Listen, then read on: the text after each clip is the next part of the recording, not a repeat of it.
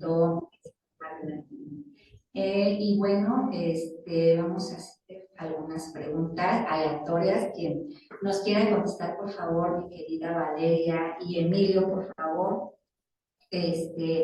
Como bien había comentado, el tema del PLD y el compliance en México, a lo mejor no todos los amigos aquí tienen conocimiento de qué es exactamente el PLD o el compliance. Entonces, me gustaría preguntarle a cualquiera de los que nos quiera contestar qué es el PLD, la prevención del lavado de dinero, y qué es el compliance, por favor, para que también vayan agarrando bien sintonía del tema y lo vayamos llevando de la misma manera, por favor. Muchas gracias.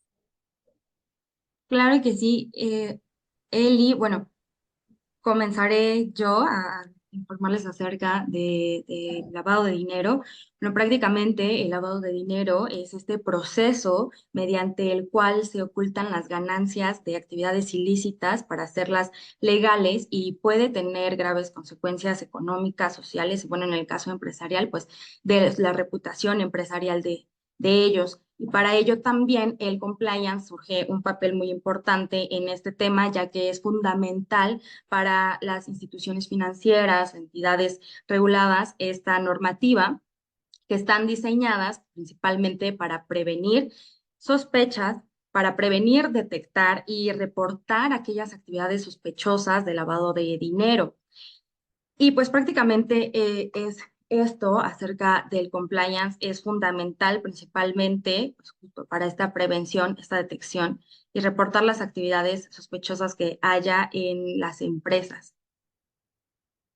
Sí, claro, y mira, de igual forma también para apoyar el comentario muy valioso de Vale, yo creo que en algunos diálogos he tenido con un colega y gran amigo que se llama Alexander Hernández, también especialista en esta área, y platicábamos hace poco que no existe, yo creo que ninguna sociedad exenta del fenómeno, denominado como tal lavado de dinero o operaciones con recursos de procedencia ilícita, porque yo creo que actualmente este tipo de fenómenos lo encontramos en economías tanto formales como informales, y aquellas pues que han logrado, ¿no? Que el fenómeno como tal busca que se combata por medio de la bancarización, por medio de llevar mayormente a la sociedad a una economía un poco más dirigida, un poco más formalizada, pero en este caso yo creo que lo sucio, lo ilegal, lo ilícito, pues no será siempre el dinero, sino que es el origen de los mismos, porque el dinero no está sucio, el origen como tal es el análisis, es el fin tanto de la práctica, de la prevención, de la detección, y yo creo que el que no conoce el universo de las ilicitudes donde pudiéramos provenir o donde pudieran prevenir este tipo de recursos,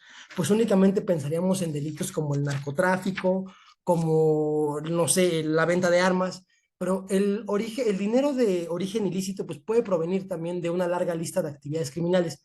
Me gusta tomarlo de esta forma para poder ir aterrizando poco a poco a los temas que vamos a abordar a continuación, porque, por ejemplo, en el espectro, en el abanico de posibilidades delictivas, pues tenemos actividades como el fraude, el robo, la venta prohibida de flora y fauna, piratería, no sé, contrabando, extorsión, secuestro, peculado. Y lo importante de esto es que todo este tipo de delitos como tal, pues generan recursos que están conexos a la corrupción, a los delitos materiales que tipifica el Código Penal y también a la malversación. O sea, lo importante de esto es que el lavado de activos, blanqueo de capitales o las combinaciones de estos, tanto lavado de capitales y blanqueo de activos, pues se trata de una misma figura conceptualmente hablando y hace énfasis en los activos mientras que la otra lo hacen los capitales. O sea, generalmente estamos hablando del mismo. Yo creo que por otro lado también cuando hablamos de blanquear o de lavar, no solamente es el dinero, sino se refiere a este proceso que es quitarle lo sucio, ¿no? Es la concordancia, como decía Vale, es darle esta apariencia de legalidad para que el dinero, o sea, per se, no se pueda percibir como sucio. Y lo importante, ya aterrizando un poquito esta idea de esta formalidad, de este preámbulo, estas premisas generales, pues el concepto de lavado de dinero universalmente se refiere o se concibe como un proceso que puede ser una receta para hacer un pastel, por ejemplo, pero lo podemos entender en tres etapas. O sea, las etapas de lavado de dinero tenemos la colocación, la estratificación y la integración. Es importante conocerlas para ver cómo generalmente el fin del lavado de dinero pues va a ser integrar el origen y estos recursos que tienen este origen delictivo pues dentro del sistema financiero. O sea, generalmente así va a funcionar de una manera muy laxa la mecánica. En cada una de estas etapas, pues se van a dar diferentes acontecimientos o sucesos. En el caso de la colocación, que podría entenderse como la primera etapa, pues podríamos entender como el acto de meter estos recursos al sistema financiero.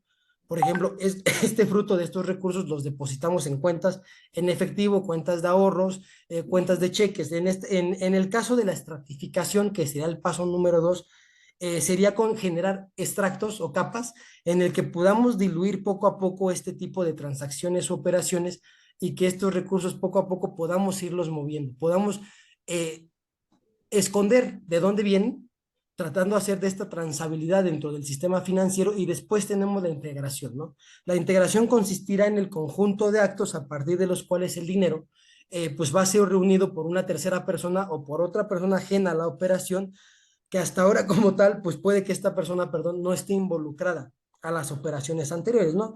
Porque al final del día lo que se busca es que estos recursos puedan ser utilizados, pues para comprar, no sé, algún vehículo, para comprar algún bien inmueble, para poder ramificar todo este caudal y que estos recursos pues tengan ya compras de carácter lícito, de alguna manera u otra, ¿no? En estas etapas, pues son meramente vistas, pues de alguna manera u otra, pues el sistema financiero va a ser el vulnerado, va a ser aquel, el banco, la cuenta de ahorro, la casa de bolsa, o los diferentes sujetos que, que son parte de estos regímenes de previsión, de obligación, disculpen, dentro de los diferentes instrumentos que manejan, pues va a ser donde se va a poder tener esta transabilidad o estas operaciones, donde este dinero va a tener el destino, ¿no? El problema yo creo que radica en dos vertientes fundamentales. Número uno, ¿quién hizo los actos que no necesariamente está enterado de las intenciones de lavar dinero? Y número dos, ¿qué pasa cuando no se utiliza el sistema financiero? O sea, yo creo que esto es importante, no sé si Vale quiere agregar un comentario, pero antes de eso, lo importante es que tenemos aquí el tema, o sea, ya desde aquí podemos partir, que es el sector financiero y cómo se lava, digo, usando el coloquio de lavado de dinero, porque nuestro país tiene otro nombre, que son operaciones con recursos de procedencia ilícita, cuando no se utiliza el sistema financiero. O sea, esto se puede. No sé si quieras comentar algo, Vale, mientras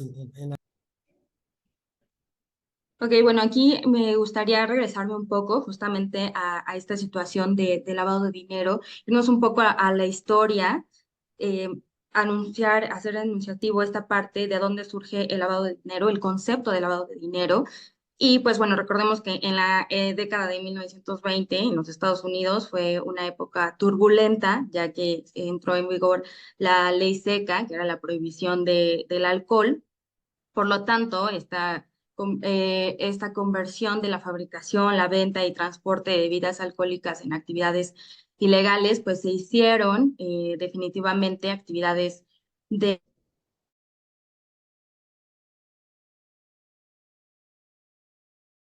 del cual se convirtió como en este sinónimo del crimen organizado y el contrabando de alcohol en este caso, que fue Al Capone. Al Capone rápidamente se dio cuenta de lucrativo que era el negocio que representaba el contrabando y la venta de alcohol durante la prohibición. Por lo tanto, estableció un vasto imperio criminal que controlaba la producción, el transporte y la distribución de bebidas alcohólicas en todo el país. En especial, pues el whisky y entonces sus bodegas eran subterráneas y las destilerías clandestinas producían licores que hacían el contrabando de alta calidad que abastecían a bares clandestinos y establecimientos de todos Estados Unidos. ¿Cómo surge este papel de lavado? Bueno, pues principalmente, como ya lo comentó Emi, ahí existen estas etapas de lavado de dinero. Lo que hacía este gángster, pues era el dinero que iba obteniendo de estos actos ilícitos compraba lavanderías en efectivo. Así, pues toda esta compra de las lavanderías que compró se convirtieron en una empresa fachada para ocultar el dinero que obtenía mediante el narcotráfico, la prostitución, la evasión fiscal. La mayoría en esa época de los gángsters lo utilizaban las lavanderías como una tapadera para actividades de lavado de dinero porque era difícil rastrear la cantidad de efectivo que fluía hacia las operaciones de la lavandería. Por lo tanto, de este modo, pues se podían procesar grandes sumas de dinero de una sola vez sin que nadie se diera cuenta, motivo por el cual, pues desde esa época surgió el lavado de dinero con base a estas tres etapas que ya comentó el contador Emilio: la colocación, la estratificación y la integración. Y también, digo, ahí me gustaría regalarles unos puntos muy importantes antes de pasar a, porque por ejemplo, esto no fue idea nuestra, esto no es algo que se nos ocurrió. O sea, venimos de un marco internacional donde nosotros, siendo miembros de diversos tratados y de la comunidad internacional, pues nos adherimos a ciertos protocolos pues, para combatir el tema del financiamiento al terrorismo, el tema de este tipo de fenómenos, ya la delincuencia organizada, este tipo de operaciones, pero antes de eso, en el caso de nuestro país se me hace muy importante que lo entendamos, porque es una de las principales confusiones. Antes de llegar a las autoridades internacionales, me gustaría regalarles el tema de que, por ejemplo, lavado de dinero en México, como tal, no hay una definición en nuestro país de lavado de dinero. En nuestro país se tipifica dentro de la LFPORP, en el artículo 18, del artículo 1, perdón, nos da unas definiciones de las operaciones con recursos de procedencia ilícita. Entonces, cuando nosotros hablamos de operaciones con recursos de procedencia ilícita, perdón, pues es mucho más que lavado de dinero. Y ahí también es donde podemos empezar, por ejemplo, a contestar la pregunta de si se comete o no dentro del sistema financiero. ¿Esto por qué? Porque dentro del tema medular de la plática, pues hablamos del compliance para empresas o buenas prácticas. Entonces, es importante ver de que todos o cualquier empresa es vulnerable a ser utilizada para estos fines de lavado de dinero. A menudo el concepto es conocido como lavado de dinero, pero por un lado aquí en México tenemos las operaciones con recursos de procedencia ilícita. Esto lo hace el legislador con una intención de que se pueda tener, por un lado, un espectro más ancho y más amplio de verbos rectores, donde cualquier tipo de conducta pueda tipificarse por este tipo de delito y poder tener esa persecución. Tratamos de conductas, yo creo que específicas, que conllevan igualmente a recursos de origen ilícito, pero que no necesariamente pues, tienen una simple finalidad o un proceso que busca algún objetivo, ¿no? En el caso de la SORPI. En el caso del lavado de dinero, pues es un proceso detallado de actividades, como vimos estas tres etapas.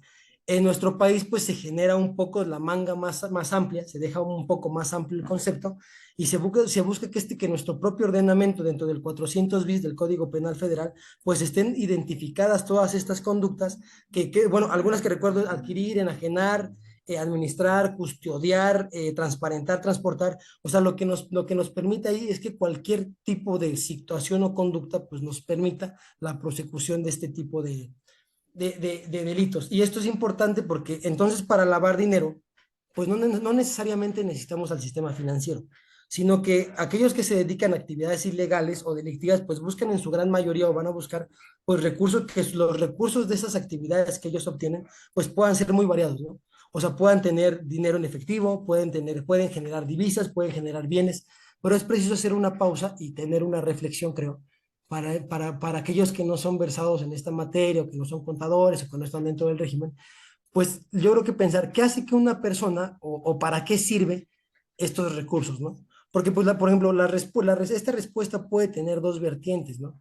Una puede ser, pues yo soy un ladrón, lo que robo, pues lo uso para gastarlo, ¿no?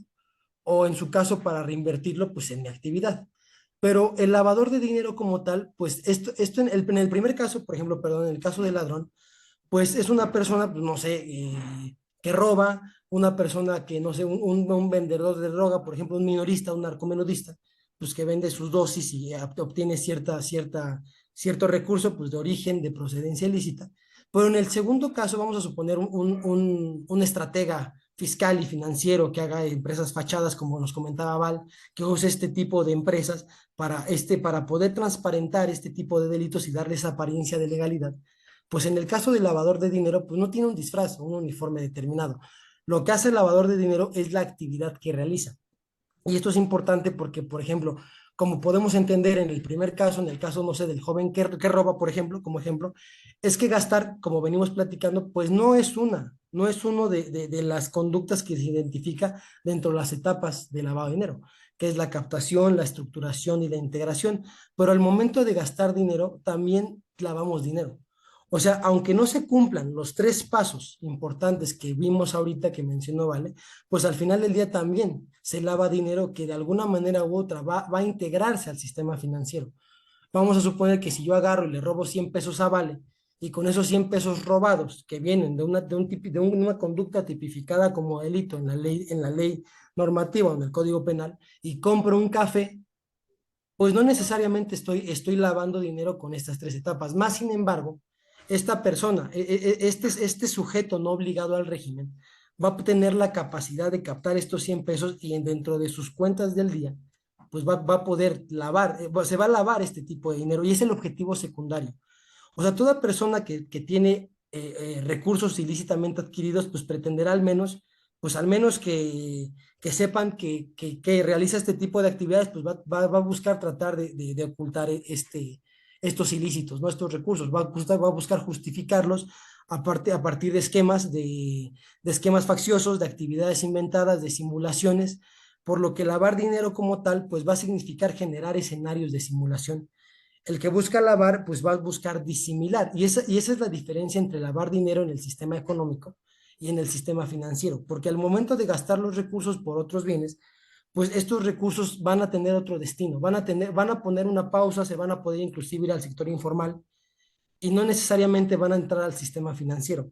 Pero en el momento que se lava, es porque estos recursos pues tienen una apariencia de legalidad, cumplen una conducta del catálogo de actividades que les comento del 400 bis del Código Penal y pues son conjuntivos y no disyuntivos.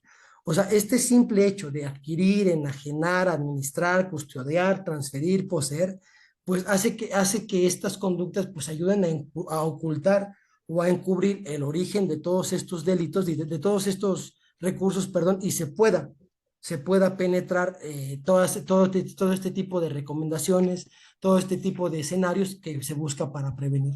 De ahí, de igual forma, me gustaría que me apoyara mi compañera Vale al tema de las autoridades y la norma internacional y los organismos para que vean cómo venimos del internacional al marco nacional. Claro que sí, bueno, El importante, el tema de compliance, las herramientas que ocupan, y bueno, que también viene de cuestiones culturales de otros países, a lo mejor un poco más avanzados en la cultura del cumplimiento, donde buscan que pues, las empresas no las ocupen, ya sea dentro de actividades vulnerables, listadas en el 17 de la ley mal llamada ley antilavado, o a lo mejor no eres actividad vulnerable o no eres sistema financiero, pero pudieran ocupar a tu empresa para lavar dinero y tú ni cuenta te das, ¿no? Entonces, tema de debidas diligencias y todo eso, pues son herramientas muy útiles que manejan compliance para poder disminuir el riesgo, ¿no? Porque no podemos eliminar el riesgo en un 100%, pues por el simple hecho de operar una empresa, ¿no? Ocupar sistema financiero, ocupar, obviamente, pues las relaciones con terceras personas interesadas que pueden ser clientes, proveedores y pues también el mismo sistema financiero. Entonces, claro que sí me parecen muy, muy adecuadas sus opiniones. Adelante, mi querida Valeria, por favor. gracias, Eli. Bueno, pues en uno de los marcos internacionales hablaremos acerca del GAFI, que es este Grupo de Acción Financiera Internacional, de cual pues justamente es creada en el año de 1989 en la cumbre del G7 y pues esta fue celebrada en París con la misión principal específica de estudiar y promover las medidas de prevención del lavado de dinero. ¿Cuál es el objetivo principal de la GAFI? Pues principalmente es fijar estándares y promover la implementación efectiva de medidas legales, regulatorias y operativas para combatir el lavado de dinero, el financiamiento al terrorismo y también el financiamiento de la proliferación de armas de destrucción masiva y así como también otras amenazas a la integridad del sistema financiero internacional. La GAFI cuenta actualmente, son 39 miembros, 37 son miembros jurisdiccionales y 2 son miembros regionales, estos son los del Consejo de Cooperación del Golfo y la Comisión Europea. Esto es lo que cuenta la GAFI. Emilio, ¿me podrías apoyar. Tenemos Sí, claro. un slide acerca de eso. No sé si lo tienes ahí, si no, con la explicación Sí, no, de... sí, claro. De hecho, como comenta Vale, también bueno, en el caso de nuestro país, de hecho, bueno, esas son las autoridades internacionales. En el caso de nuestro país, pues hay organismos internacionales que nosotros tuvimos que dar observancia o adherir a nuestras normas nacionales y tropicalizar, pero por ejemplo, para los conocimientos básicos sobre los organismos y foros internacionales o intergubernamentales en la materia de prevención y combate de lavado de dinero y financiamiento al terrorismo, que es muy largo, pero ese es el nombre, tenemos al Comité de Basilea. El Comité de Basilea es un comité como tal, valga la redundancia, de supervisión bancaria. Se establece por los gobernadores de los bancos centrales de los diferentes países y lo integra el G10, que es el grupo de los 10 organismos pues, con mayor supervisión y estos bancos centrales con mayor relevancia, donde pues tienen ciertas actividades donde más o menos las principales es el intercambio de información sobre la evolución del sector bancario, el tema del riesgo. El riesgo internacional es muy importante para el análisis de los mercados financieros, hacia dónde van estas rutas, hacia dónde van las principales geografías, cuáles son los destinos más atractivos, de dónde vienen los recursos y cuáles son las estrategias que los diferentes organismos pues, van a poder trasladar y compartir en esta comunicación con los diferentes bancos centrales para combatir este tipo de fenómeno.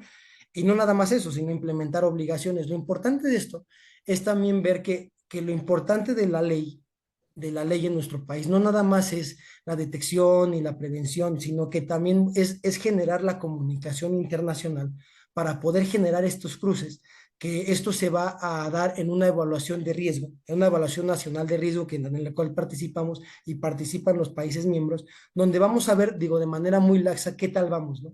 De igual forma, dentro de las actividades del grupo de los 10, de los que le comento, pues es vigilar la aplicación de las normas, establecer normas internacionales y coordinar y cooperar con los diferentes organismos internacionales, pues este tipo de colaboración mutua. Después está el grupo Egmonton. El grupo Egmonton ya es interesante porque como vemos, o sea, como les vamos platicando, lo venimos de bancos, después nos vamos a las unidades de inteligencia financiera. O sea, cada país debe de tener una unidad de inteligencia financiera donde se busque que se desarrollen estas actividades, que haya cooperación entre las mismas para combatir el lavado de dinero y el financiamiento del terrorismo y así poder fomentar la implementación de programas nacionales derivados de la norma internacional, ¿no? La UIF, la Unidad de Inteligencia Financiera, pues siempre va a ser un centro nacional que se va a centrar en la inteligencia, en la recepción y en el análisis de reportes que vamos a ver un poquito más adelante, reportes de operaciones sospechosas y otra información relevante derivada o bueno, que viene de lavado de dinero, delitos precedentes asociados al financiamiento al terrorismo, que va a buscar la diseminación de los resultados de dicho análisis que se va a arrojar a las encuestas que le comento, a las evaluaciones, discúlpenme. Entonces, después de esto tenemos, la UIF, que son las unidades de inteligencia financiera internacionales. Hay tipos de unidad de inteligencia financiera, digo, nada más para conocimiento del público en general. Están las administrativas, que tienen una estructura en el ámbito de la supervisión administrativa. Están las policiales, que aparte de ser esto, tienen potestades necesarias para diseñar, para tener un marco jurídico y administrar nuevos procesos de investigación. Está la judicial o asimilable, que tiene la capacidad del Poder Judicial de poder tener un contacto directo con la fiscalía, y también hay un esquema híbrido, ¿no? Un esquema híbrido donde tiene una combinación de todos estos tipos de estos que les comento. También está el grupo Wolfsberg. El grupo Wolfsberg pues se reúne en el año 2002 en Suiza y se compone por representantes de Transparencia Internacional. Como tal, en el caso del grupo Wolfsberg, pues no es una normativa que se tiene que seguir a rajatabla, pero pues al final del día yo creo que algo muy interesante que es bueno que sepan todos los oyentes es que estas normas de primera instancia, para los que no conocen mucho del tema, pues son como las llamadas a misa, ¿no? O sea, tú puedes hacer o no hacerles caso de primera instancia, pero la realidad es que no. La realidad es que es una obligación, porque nosotros, a ser miembros de diversas comunidades, de las organizaciones de las Naciones Unidas, del Banco Mundial, del Foro Monetario Internacional, pues al no cumplir y al no adquirir estos estándares, pues nos volvemos con una mala calificación crediticia, con un mayor riesgo país, y eso nos va a ver, pues al final del día de mañana, que seamos como una zona geográfica de riesgo, un país con altas calificaciones en materia de infraestructura, en sector financiero vulnerable, lo que pues va a diezmar nuestra capacidad crediticia a nivel internacional. Para el caso del Gafi, como bien comenta Vale, pues ya para dar puntual algo de la valiosa aportación que nos dio, pues también identifica y analiza temas de lavado de dinero, financiamiento del terrorismo, desarrolla, y estos ya desarrollan ya más estándares internacionales, que ahorita voy a platicarles un poquito de esos bloques, se identifican y comprometen con jurisdicciones para una cooperación internacional, y aparte lo importante del Gafi es que busca y promueve una implementación de las recomendaciones que ahorita un poquito les voy a platicar, y también busca analizar, o sea, aparte de lo que ya hay, busca identificar nuevas amenazas. O sea, se busca el análisis de jurisdicciones, implementación de disposiciones financieras, resoluciones del Consejo de Seguridad y ya una labor ya más multidisciplinaria. El Gafi, como tal, ellos recomiendan 40 recomendaciones que, por ejemplo, las puedo dividir, si me permites, Vale, digo, me gusta mucho platicar este tema, pues en módulos, ¿no? Del A al G. No sé, vamos a suponer, digo, porque si me voy una por una, pues no vamos a acabar. La recomendación uno y 2 la podemos meter en el módulo A. Podemos entenderla como políticas y coordinación de prevención de lavado de dinero y financiamiento de terrorismo. La recomendación uno y 2 nos va a hablar de la evaluación de riesgo y la aplicación de un enfoque basado en riesgo, obligación para sector financiero, cooperación y coordinación nacional, como les comento, países miembros, el resguardo de información, implementación de estas normas, prestar información de este tipo de actividades. El módulo B, lavado de activos y decomiso. Estas recomendaciones del Gafi involucra analizar el riesgo, implementar el enfoque basado en riesgo, cooperar con los diferentes organismos internacionales, tipificar el delito de lavado de activos y aparte establecer medidas tanto cautelares o medidas sancionadoras para este régimen. La recomendación 3 y 4 nos van a hablar de lavado de activos y la 4 del decomiso y las medidas provisionales. Después tenemos el módulo C, que es el financiamiento al terrorismo, que actualmente hay que hacer mucho énfasis porque digo, con un tema de actualidad, para también darle un poco de sabor a la plática, pues es lo que se discute en Estados Unidos sobre meter a los grupos terroristas, a los grupos del narcotráfico como terroristas, ¿no? Entonces ya vamos a tener que hacer énfasis en esta recomendación, que ya nos va a hablar la recomendación 5, 6, 7 y 8, pues nos va a hablar del decomiso del delito, por ejemplo, la tipificación del delito de financiamiento del terrorismo, las sanciones dirigidas a este tipo de delito, las sanciones financieras y las organizaciones sin fines de lucro que generalmente se han usado en mayor instancia pues para este tipo de financiamientos a este tipo de grupos terroristas. Después tenemos el módulo D, que son las medidas preventivas. Ahí la recomendación yo metería de la 8 a la 23, organizaciones sin fines de lucro, perdón, discúlpenme, la 9, leyes sobre el secreto de instituciones financieras, el secreto bancario, que actualmente ya tiene una regulación especial, debida diligencia de cliente, que es conocer, es mantener registros, que son personas, bueno, lo que son los famosos PEPs, las personas políticamente expuestas, la banca corresponsal, o sea, el banco de donde proviene, si está en otras geografías, si está en otras geografías, y esto aunado a los servicios de transferencia de recursos, ¿no? Como son las nuevas tecnologías.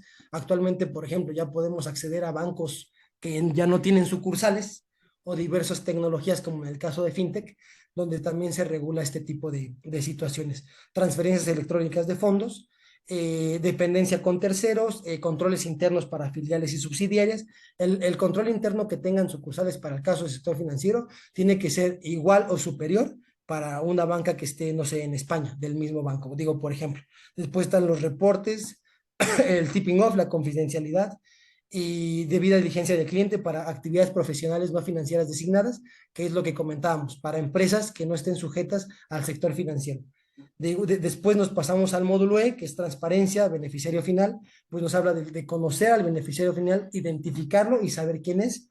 Después está el módulo F, que sería, no sé, de la 26 a la 33, que nos habla de la supervisión, nos habla de la regulación de las actividades financieras no profesionales designadas o llamadas actividades vulnerables en México, que no son las sujetas a las obligaciones del sector financiero, transporte de efectivos, estadísticas, retroalimentación, y el módulo G ya sería de la 36 a la 40, pues ya nos habla de asistencia mutua, extradición, otras formas de cooperación internacional, ¿no? Digo, esto es un poquito extenso, este es el marco nacional, internacional, pero sí es unos comentarios de los que nos regaló Vale.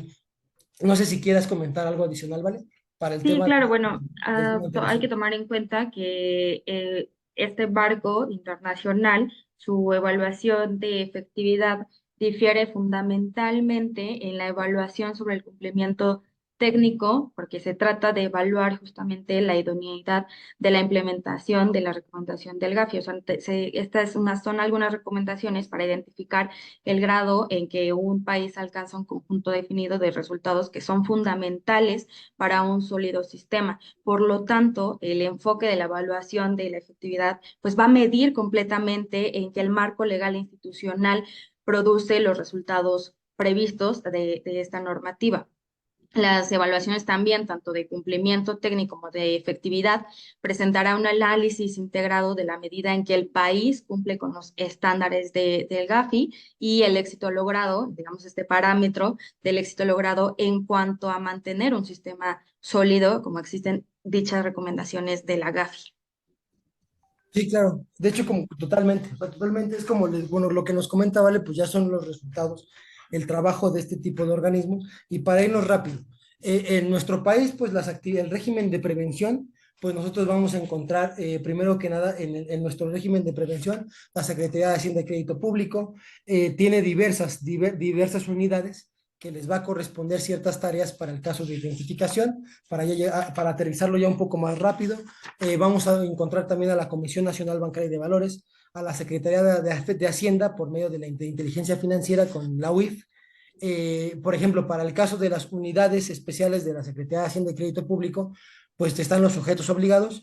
Una de ellas va a haber sociedades nacionales de crédito, el órgano supervisor va a ser la Comisión Nacional Bancaria y de Valores. Otra va a haber todo tipo de intermediario financiero que no sé, bueno, financiero o no bancario, lo va a ver la Comisión Nacional también Bancaria y de Valores, y la otra va a ser institutos, sociedades mutualistas, seguros, afianzadoras, administradoras de fondo para las AFORES. Eso lo va a ver la Comisión Nacional de Seguros y Fianzas y la CONSAR. Digo, esto es un poquito más de lo que es el marco nacional, pero ya para ver cómo poco a poco lo podemos ir aterrizando a cómo en lavado de dinero, pues hablamos de dos regímenes, ¿no? Sector financiero y actividades vulnerables. Digo, si quieres comentar algo, Eh, ¿vale? Sí, claro, bueno, de las obligaciones del sector financiero principalmente es la debida diligencia del cliente y el usuario. Esta es la creación de políticas de identificación, así como también las políticas de conocimiento. También es la creación de reportes, restricciones de USD en efectivo, los sistemas automatizados y otras obligaciones que también podría tener, así como el intercambio de información, la lista de personas bloqueadas, la estructura interna, como el Comité de Comunicación y Control, y también surge a partir de estas obligaciones un oficial de cumplimiento, pues quien prácticamente va a tener que adoptar estas políticas preventivas mediante la implementación de controles externos e internos y modelos novedosos y fintech, así como también centros cambiarios y transmisiones de dinero, sanciones, propietario real y plazos de cumplimiento. Y aquí algo importante también en el sector financiero es el que el sector financiero, estas son obligaciones. O sea, hablábamos actualmente de compliance, la plática habla un poco de sujetos no obligados, habla un poco también de compliance para empresas, pero para el caso del sector financiero no hay buenas prácticas. Para el caso del sector financiero son obligaciones ineludibles, tienen que tener un enfoque basado en riesgo, tienen que conocer todo este tipo de actividades que nos ha platicado Vale, tienen que tener con un sistema automatizado que permita detectar operaciones, emitir alertas, y también deben de contar con sistemas para que sean auditables, que sean revisables, que sean verificables, para que estos puedan generar reportes. Los reportes generalmente pues, se van a emitir por cierto tipo de operaciones y riesgos. Vamos a tener operaciones relevantes, operaciones inusuales, reportes de 24 horas que va a ser acordar los montos y a las operaciones. Vamos a tener algún reporte de operación interna preocupante cuando se considere que algún funcionario del banco pues apoya a eludir este tipo de medidas, y también están operaciones para el uso de efectivo, bueno, las restricciones de uso de efectivo como marca el régimen, bueno, para el caso del sector financiero. También de igual forma tenemos que destacar que hay una clasificación por grados de riesgos donde tenemos que tener en cuenta antecedentes, profesiones, actividades, giro del negocio, origen y destino de los recursos y lugar de procedencia. Esto es lo importante que debemos de ver para poder gestionar algún producto o servicio, algún instrumento derivado del banco que pueda ser sujeto a cierto riesgo, en el caso del sector financiero.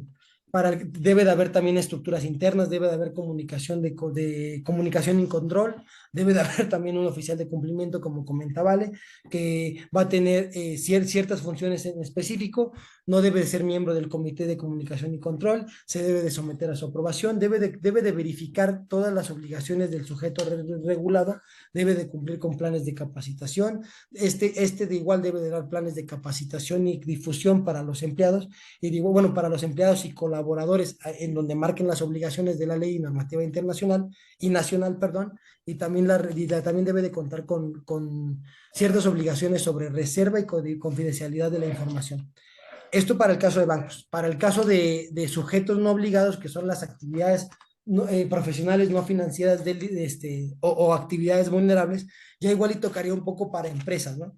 Actualmente contamos con un catálogo donde son, bueno, le llamamos actividades vulnerables en la práctica común, pero pues son actividades profesionales no financieras designadas, ¿no?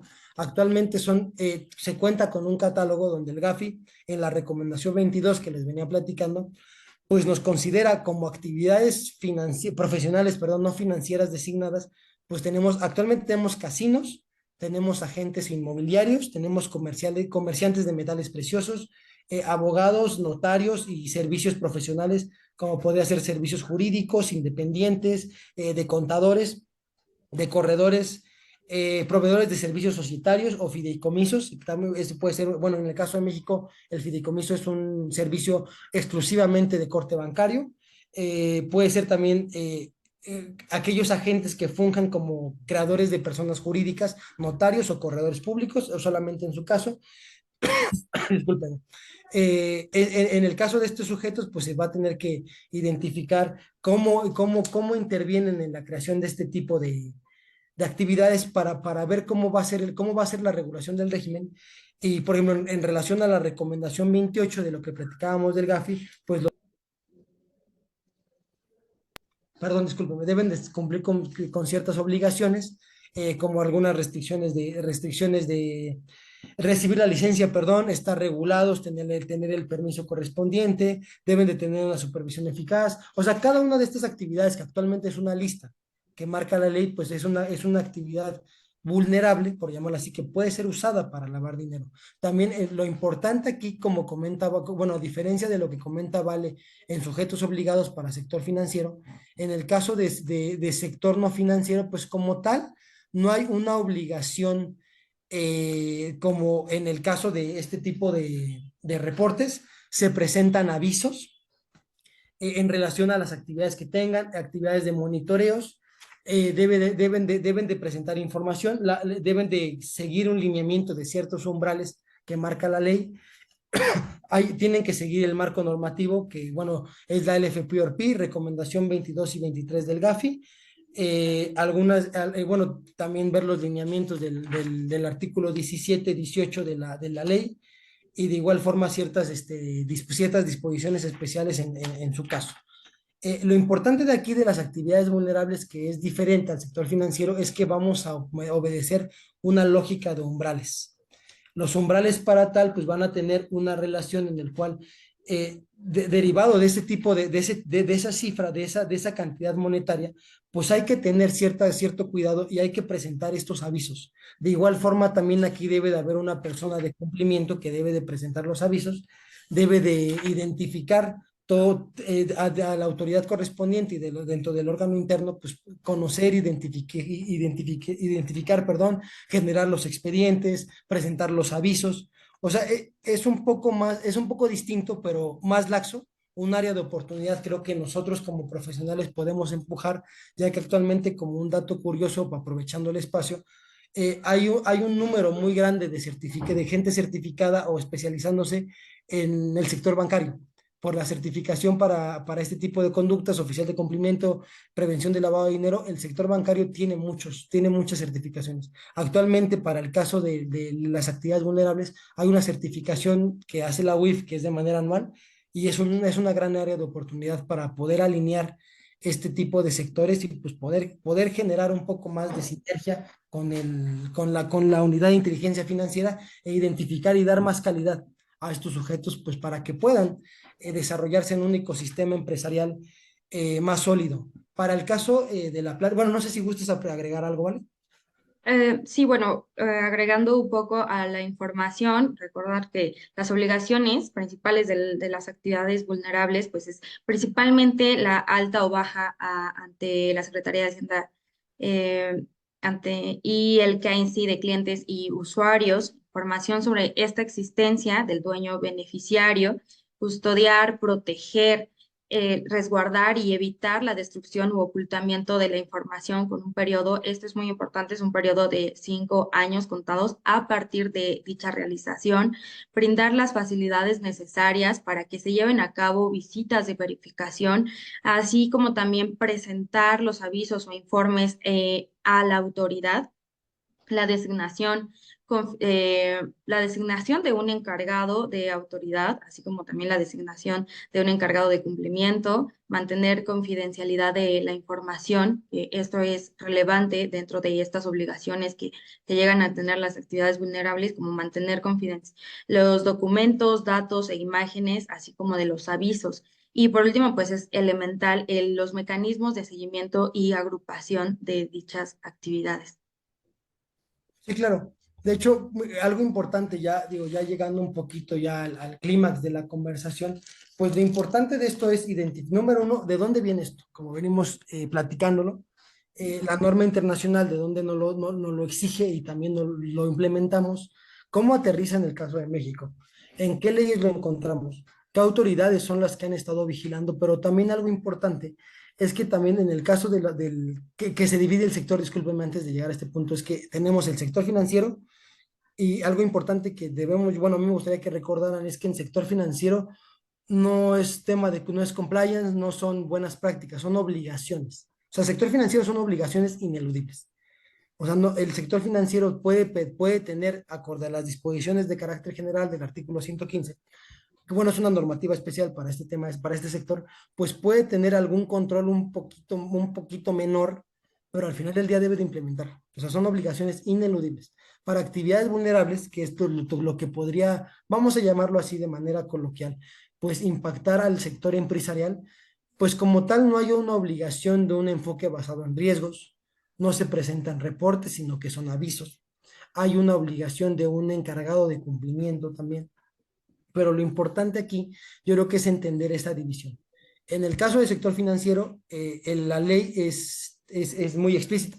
La ley establece obligaciones, dice cómo cumplirlas, emite disposiciones de carácter general y hay autoridades y unidades especializadas que van a seguir este tipo de reportes. Hay reportes especializados para poder monitorear, identificar en base, perdón, en relación al enfoque basado en riesgo, en relación a las pruebas que tenga tanto el sector financiero, en relación en relación a su cumplimiento, en relación a su control interno de cómo se van identificando el perfil transaccional, el origen de los recursos, de dónde viene. Se genera esta inteligencia, es entender la lógica de los recursos y cómo, por ejemplo, se puede generar cierto tipo de actividades. También hay tipologías, donde las tipologías nos van a invitar pues a conocer cómo se puede lavar dinero y cómo se puede vulnerar al sistema financiero, ¿no?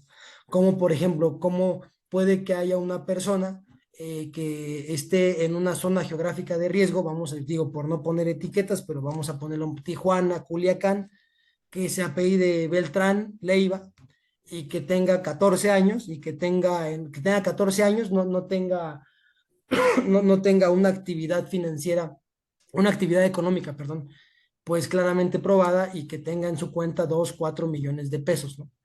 Y que tengan flujos de movimiento, ahí se genera inteligencia financiera. Por eso es muy importante identificar al cliente, conocer su perfil transaccional, conocer la geografía de riesgo, cómo son sus movimientos. Para el caso del sector financiero es mucha normativa, hay mucha observancia, hay muchas autoridades que intervienen. Para el caso de actividades vulnerables está la unidad de inteligencia financiera, como les comento, es un área de oportunidad que tiene una supervisión un poco más laxa, no por eso ni no importante, donde busca que poco a poco el sector, número uno, algo que se busca, bueno, nosotros como profesionales en las comisiones y también el sector, pues es impulsar a que este catálogo crezca, ¿no? O sea, porque no podemos decir que en los casinos, bueno, en los casinos sí está, disculpen, en los equipos de fútbol pues no se lave dinero, ¿no? O sea, es algo que a mí se me hace un poquito que los artistas no laven dinero, ¿no? Que los futbolistas, sin quemar gente, pero pues ni modo, Julián Álvarez, Rafa Márquez, pues no laven dinero, ¿no? Es importante ampliar este espectro de actividades para que podamos tener una observancia general y combatir este tipo de fenómenos. Porque es importante combatir este fenómeno. El lavado de dinero, las actividades derivadas de actividades ilícitas, como puede ser narcotráfico, fraude, peculado, pues no son mal necesarios. O sea, yo creo que es bueno llevarnos a esa reflexión. Estas actividades es simulación, dañan la actividad empresarial de México y limitan la productividad, la competitividad y también no hace que se desarrolle una lógica empresarial de los negocios. O sea, los flujos delictivos jamás van a ser una alternativa viable para nuestro país. Es por eso que debemos defender, como marca el fin de la plática, pues aquellas empresas, complemento buenas prácticas. Alguna buena práctica será, en mi opinión, si me permite también vale, el conocimiento del cliente y los usuarios, ¿no? La identificación del dueño beneficiario, por ejemplo, vamos a suponerlo en el caso, bueno, aquí ya es una actividad vulnerable, pero como puede ser como en el caso cuando compras un auto, ¿no? ¿Quién lo va a comprar? A nombre de quién va a estar, pero quién lo va a traer, ¿no? Es como si tú estás chico, tu papá te compra un carro, pero él lo paga, pero tú lo traes, ¿no? Entonces es importante identificar dueño beneficiario, proveedor de recursos, y después que tengamos esto, la integración de expedientes, ¿no? ¿Qué es un cliente y quién es usuario? Un cliente es aquella persona que hace operaciones cotidianas con nosotros, que goza de una identificación y podemos conocer su operatividad. Un usuario es aquella persona pues, que ha realizado operaciones de manera recurrente. Entonces, saber identificar dentro de nuestro perfil operativo, pues cuál y cómo se va a generar el expediente y esta inteligencia financiera de, de corte empresarial, ¿no? Presentar las denuncias correspondientes ante la autoridad. ¿Cómo se hace? Pues dándonos de alta en un portal de sujetos obligados y también, pues primero que nada, como es la intención de estas pláticas, pues fomentar y conocer cuáles son las autoridades. Secretaría de Hacienda y Crédito Público, UIF, CNBB para sector financiero, CONSAR, o sea, cómo cada organismo o práctica está regulado. También tener mucho cuidado con esos préstamos que de Facebook y demás, porque también para el caso de FinTech, para el caso de este préstamo de operadores sin bancos, sin sucursales, pues también ya hay portales especializados donde podemos ver que tengan la licencia, la autorización y la supervisión adecuada, ¿no? Entonces también tenemos que ver cómo se identifican este tipo de organismos. Contar con un oficial de cumplimiento, como comentaba Vale, o sea, que va a ser aquella persona responsable, que no va a ser un centro de costos. Algo que es importante que ver como una buena práctica o como un programa de compliance en el corte empresarial, pues es que un oficial de cumplimiento, una persona encargada o designada para esta tarea, pues no tiene que ser el contador que hace el CFDI o que carga bancos y abona inventarios, no, tiene que ser una persona independiente que pueda generar valor, que pueda generar esta lógica de cumplimiento, que pueda generar expedientes de calidad para que en el caso de que se presente tal situación, pues se pueda presentar, se pueda compartir la información y presentar denuncias correspondientes a la autoridad en marco del cumplimiento de nuestra normativa. Y de igual forma, ya algo que juega más con, cada vez yo creo que estamos más cerca de la inteligencia de las IAs llegan, la inteligencia digital. Actualmente esta maravillosa charla, en mi opinión, pues está dando por medio de un mecanismo digital, pues actualmente ya tenemos que ver el tema de la confidencialidad, el tema del manejo de datos, la información, la documentación de imágenes, que pues la obligación ineludible va a ser pues custodiar, proteger, resguardar y evitar la destrucción y el ocultamiento de la información, ¿no? Yo podría agregar que estos son los pilares fundamentales para tener buenas prácticas para el sector empresarial, para que poco a poco vayan conociendo el ecosistema. Número uno, también entender que cualquier negocio puede ser sujeto a lavado de dinero. Pues es vulnerable a ser utilizado para lavar, bueno, para procesar este tipo de actividades entendidas como lavado de dinero. Entonces es importante este enfoque de las sanas prácticas. No sé si gustes comentar algo. Sí, sí, claro. Bueno, igual ya finalizando un poco acerca de este tema, pues es Y agregando acerca de la gran información que nos ha dado el contador Emilio, pues es adoptar estas políticas preventivas mediante la implicación de los controles internos por medio de este oficial de cumplimiento, pues estos controles internos que reduzcan el riesgo de la violación normativa y realizando una correcta elaboración de este manual, de un manual de procedimientos externos. Este manual en la situación externa pues podría ser a todas aquellas de las áreas jurídicas y administrativas y también elaborar un manual interno con la implementación de aquellas personas, los empleados y la auditoría interna para que ambos manuales pues deben elaborarse teniendo en cuenta las exigencias con base a la empresa, como ya lo comentó igual el contador Emilio, pues todas son, pueden caer en esta situación de lavado de dinero, todos aquellos negocios, aunque a veces creemos que no, es muy importante considerar que pequeñas, medianas y grandes empresas pueden caer en esta situación y qué mejor que estar enterados acerca de y poner en marcha estos estándares internos y externos que van a ser con base a las estrategias de la prevención de cada empresa. Y no sé si Y gustan algún comentario o algo, estamos a sus órdenes. Claro que sí, muchas gracias. Amigos, si alguien tiene alguna duda, algún comentario, algo que compartirnos, por favor, ya sea por Zoom o por Facebook, que también tenemos en Facebook audiencia, por favor.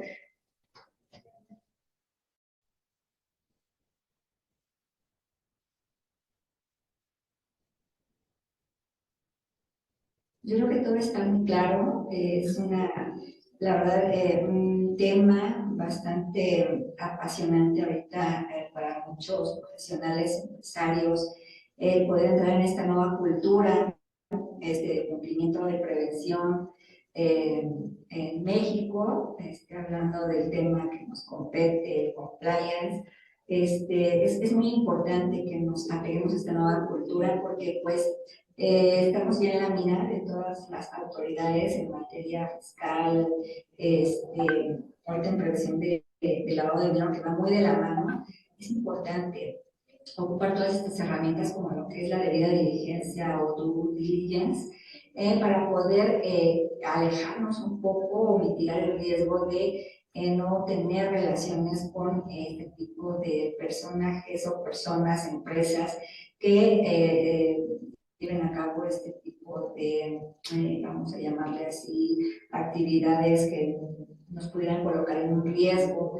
No a lo mejor de manera directa a nosotros no llevar a cabo esas actividades, pero sí que nos puedan ocupar para llevar a cabo este tipo de actividades ilícitas. Digo, todos los empresarios, todos nosotros ocupamos sistema financiero, hay que estar monitoreando todo este tipo de situaciones, a lo mejor con el banco, alguna alerta que pudiera darnos el banco. Recordemos que todos nosotros tenemos un perfil transaccional en nuestras cuentas individuales, a lo mejor persona física, personas morales en las que llega a detonar cierta situación de riesgo y pues el banco luego nos habla y nos pide que nos acerquemos a aclarar cualquier situación que se llegue a presentar como un riesgo en el sistema financiero. Y bueno, para las empresas, cualquier situación de riesgo de negocio al momento de llevar a cabo alguna transacción con algún cliente, proveedor nuevo, pues también pudiera detonarnos alguna alerta con el sistema de administración tributaria. Ya recordemos que todo lo que es inteligencia artificial, todo lo que es FDIs, y pues ya va ligado con todo ese intercambio de información que tienen con diferentes autoridades, un sistema financiero también, pues detona ciertas alertas. Entonces hay que estar muy al pendiente de todo eso. Y bueno, amigos, yo agradezco el que hayan estado participando este día con nosotros en este gran programa. Y bueno, quisiera que esto se extendiera más. Sabemos este programa o estos temas abarcan más tiempo, pero lamentablemente ya nos ganó el tiempo. ¿Algún comentario final que quisieran hacernos, por favor? Creo que por ahí hay algún comentario, algún momento. Sí, claro. Estaba viendo aquí en el chat rápidamente que preguntan cuál sería el perfil de la persona que realiza los trabajos de compliance. Claro, Hay que distinguir. Yo creo que si esta persona se va a caer a la práctica de que va a ser el oficial de cumplimiento cubre, perdón, un perfil específico. Para el caso de actividades financieras para actividades, perdón, no financieras, para el caso del sector financiero hay reglas específicas debe de contar con las certificaciones, con experiencia acreditada, con programas de capacitación, con experiencia en el sector, no ser miembro, no tener algún interés relativo en la compañía, no ser miembro del Consejo de Comunicación y Control. Para el caso de actividades vulnerables, en el caso del oficial de cumplimiento, pues es muy similar, no tener un interés económico relevante con la empresa, no estar dentro de la toma de decisiones financieras estratégicas, sí, con la certificación que establece la UIF para el caso de actividades vulnerables, darse de alta en el portal y conocer acerca de los avisos. Esto es para el caso del oficial de cumplimiento. El perfil para el tema de la persona que realiza los trabajos de compliance, entendiéndolo como aquella persona que va a generar inteligencia empresarial, puede ser una persona que tenga conocimientos, número uno, sobre inteligencia en relación a cómo trabaja la industria, cómo trabaja los proveedores, cuáles son sus principales ciclos de ingresos. Puede ser un contador, puede ser un abogado, pero se recomienda que cuente con esta certificación. Se recomienda que tenga un amplio criterio, pero también es importante que vaya de la mano con certificación, con una certificación especializada. Como comentan aquí en el chat, pues puede ser la persona que conoce los procesos internos, sí, pero no debe tener injerencia en ese tipo de procesos. Debe de ser independiente para que pueda generar información adecuada y veraz. Puede ser un externo, si actualmente sí se usa también un externo, pero es importante que las empresas consideren pues tener esta posición. Tipo de certificación para el caso del sector financiero, hay una certificación de la CNBB. Creo que en este caso no es. Hay una certificación de la Unidad de Inteligencia Financiera que te va a dar un mayor parteaguas para el tema de las actividades vulnerables. La que te comentábamos, los casinos, los notarios, la venta de obras de arte, joyería, comercios de servicios profesionales, contadores, corredores, casinos, se me está yendo blindaje, comercio exterior. Estas son las recomendaciones que yo te regalaría. Buscar la convocatoria de la certificación de la UIF para actividades vulnerables y que si bien sea un externo de la empresa, sea una persona independiente a los procesos. Exactamente, que cuente con dicha independencia para que pueda generar una lógica de inteligencia y conocer los procesos, pero también las vulnerabilidades. No, muchas gracias a ti, Enrique, y a tus órdenes. Gracias, discúlpame. sí, muchas gracias. Bueno, algún comentario final, mi querida Valeria, que nos pudiera compartir.